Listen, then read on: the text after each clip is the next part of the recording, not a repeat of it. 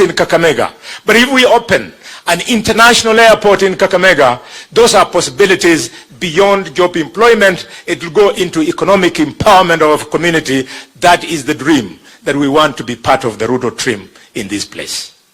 Your Excellency, you told us to work at the university on ensuring that on your vision of housing, the university could benefit.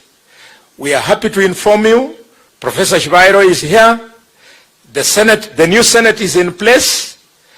Kanzo imekaa, utakuwa ukipata barua vile tulikuwa tumekuomba. You are now the new boss of the Masinde Muliro University in Kakamega. We thank you, Your Excellency. Your Excellency, finally but not least, the teaching and referral hospital yenye ulituahidi hapa Kakamega, we are now ready. This is a hospital that is going to move our people kutoka Eldoret, and it will help this region all the way up to Mbale and Tororo in Uganda. Is a big project. We thank you and we are ready.